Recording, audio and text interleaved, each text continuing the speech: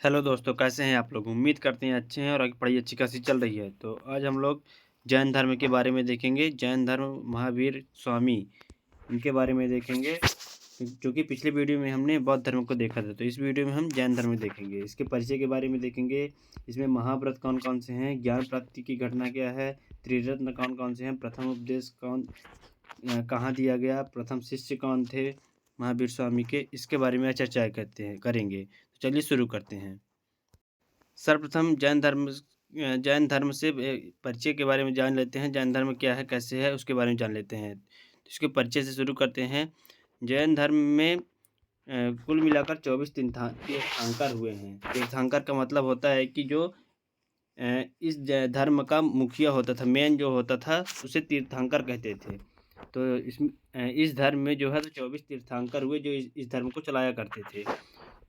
तो देख लेते हैं कि इसके संस्थापक कौन है। जैन धर्म के संस्थापक प्रथम जो तीर्थंकर थे तो कौन है, तो वो ऋषभदेव हैं और इनको आदिनाथ और ऋषभनाथ के नाम से भी जाना जाता है।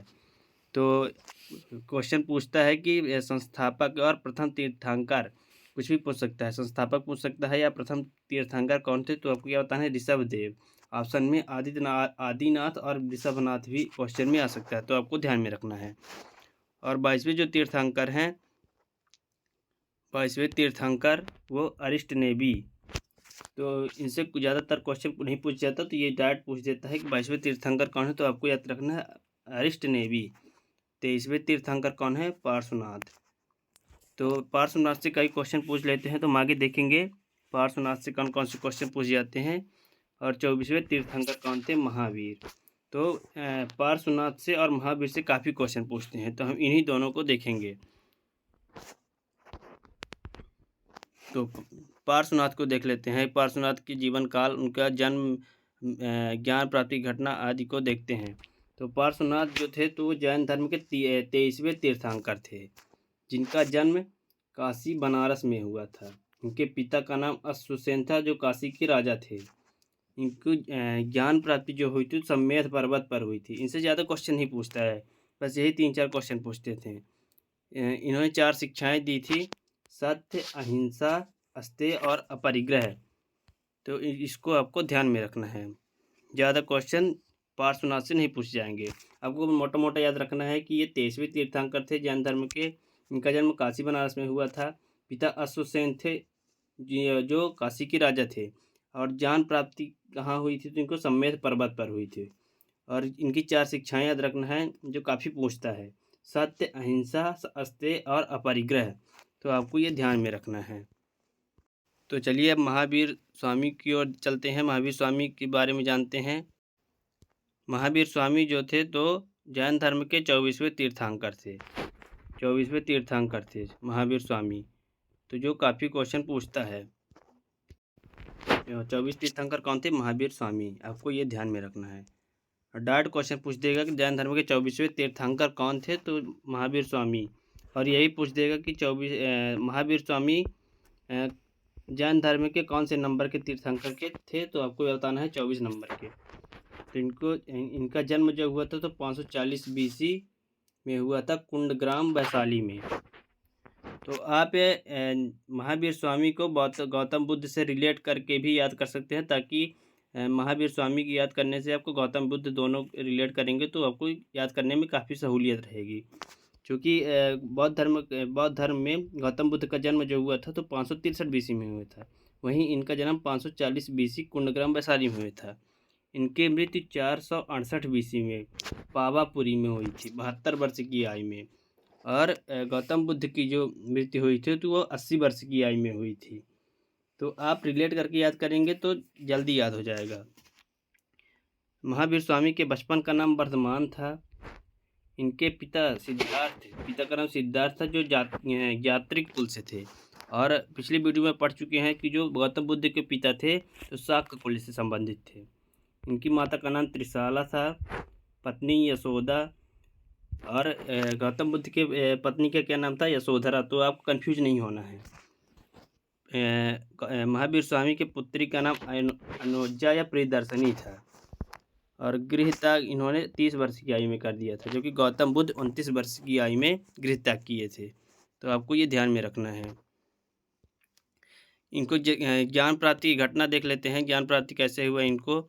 तो जाम्भिक ग्राम में साल वृक्ष के नीचे ऋजुपालिका नदी के किनारे इनको ज्ञान की प्राप्ति हुई। क्या याद रखना है? जाम्भिक ग्राम, जाम्भिक ग्राम जो था ग्राम था जाम्भिक ग्राम, साल वृक्ष के नीचे ऋजुपालिका नदी के किनारे इनको ज्ञान की प्राप्ति हुई। और गृह त्याग के 12 वर्ष बाद इनको ज्ञान की प्राप्ति हुई। और गौतम बुद्ध को जो था तो वो गृह त्याग के 6वें साल उनको ज्ञान की प्राप्ति हो गई थी। और इनको 12 वर्ष बाद, गृह त्याग के 12 वर्ष के बाद, अतः जब इनको ज्ञान की प्राप्ति हुई तब ये 42 साल के हो चुके थे। जबकि गौतम बुद्ध ज्ञान प्राप्ति जब उनको हुआ था तो वो 35 साल के ही थे। तो इस तरह आप रिलेट करके याद करेंगे तो काफ़ी सहूलियत रहेगी आपको याद करने में। जैन महावीर स्वामी के बारे में और जान लेते हैं। महावीर स्वामी को ज्ञान प्राप्ति के विभिन्न शब्दों का प्रयोग होने लगा। ज्ञान प्राप्ति के बाद महावीर स्वामी को विभिन्न शब्दों का प्रयोग होने लगा। जैसे उन्हें जिन कहा जाने लगा। जिन का मतलब होता है विजेता। विजेता से मतलब है कि जिन्होंने अपनी इंद्रियों को अपने बस में कर लिया हो, उन्हें जिन या विजेता कहा जाता है। अहर्त, उन्हें ज्ञान प्राप्ति के बाद अहर्त भी कहा गया। मतलब अहर्त मतलब होता है योगी। और उन्हें निर्ग्रंथ भी कहा गया। निर्ग्रंथ मतलब बंधन रहित, जो अपनी सभी बंधन से मुक्त हो चुके हों। और उन्हें महावीर भी कहा जाने लगा। महावीर का मतलब है साधना के प्रति समर्पित। तो वो अपने साधना में इतने विलीन हो गए थे कि उन्होंने नग्न रहकर, गृह त्याग करने के बाद नग्न रहकर ही अपनी तपस्या पूरी की, जिससे उन्हें ज्ञान की प्राप्ति हुई। तो ये थे महावीर स्वामी के ज्ञान प्राप्ति के बाद विभिन्न शब्दों से, उनके लिए विभिन्न शब्दों का प्रयोग किया जाने लगा ज्ञान प्राप्ति के बाद।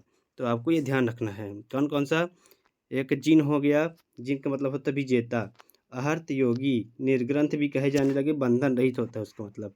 और महावीर साधना के प्रति समर्पित होने के कारण उन्हें महावीर भी कहा जाने लगा। और वर्तमान में भी उन्हें महावीर स्वामी के नाम से जाना जाता है। महावीर स्वामी ने अपने धर्म में 5 महाव्रतों का भी जिक्र किया है। 5 महाव्रत कौन कौन से थे? 4 महाव्रत जो पार्श्वनाथ के थे वही हैं सत्य, अहिंसा, अस्तेय और अपरिग्रह। ये 4 वही हैं जो पार्श्वनाथ ने दिया था। और इन्होंने एक और 5वां महाव्रत जोड़ दिया है, ब्रह्मचर्य।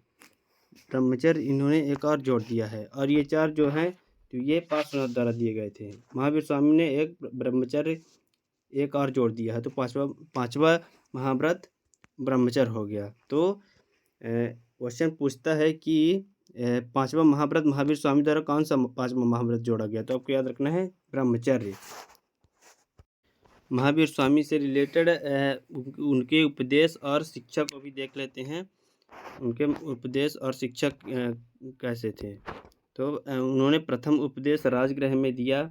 और उनके प्रथम शिष्य जो थे तो जमाली थे, जो महावीर स्वामी के दामाद थे। प्रथम शिष्य जमाली, जो महावीर स्वामी के दामाद भी थे। तो इसमें देख लेते हैं, संसार दुखमय है और दुख का कारण कर्मफल है। महावीर स्वामी ने बताया संसार दुखमय है और दुख का कारण कर्मफल को बताया है। दुख निवारण के मार्ग भी बताए गए हैं, जिन्हें त्रिरत्न कहा गया है। तो महावीर स्वामी ने दुख निवारण के मार्ग भी बताए हैं, जिन्हें त्रिरत्न कहा गया है। और वो त्रिरत्न कौन कौन से हैं? सम्यक दर्शन, सम्यक ज्ञान, सम्यक आचरण। सम्यक दर्शन का मतलब है सत्य में विश्वास। सम्यक ज्ञान मतलब सत्य का ज्ञान होना चाहिए।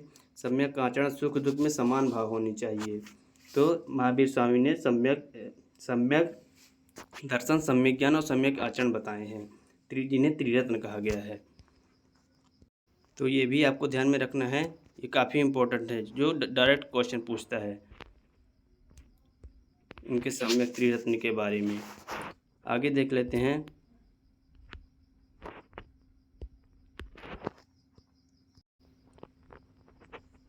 पांच महाव्रतों में अहिंसा को सर्वाधिक महत्व दिया गया है। महावीर स्वामी के मतलब जब वो प्रमुख थे तो 5 महाव्रतों में अहिंसा को सर्वाधिक महत्व दिया गया है।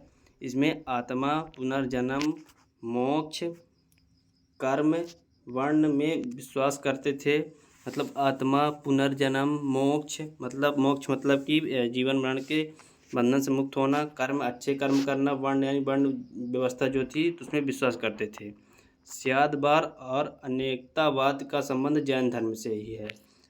अनेकतावाद, स्यादवाद और अनेकतावाद क्या है? स्यादवाद और अनेकतावाद वो है कि क्या होता है कि बेसिकली कुछ लोग जो थे तो वो नास्तिक थे और कुछ लोग जो थे जो भगवान पे भरोसा करते थे। उन दोनों के बीच की कड़ी जो होती है उसे स्यादवाद और अनेकतावाद कहते थे।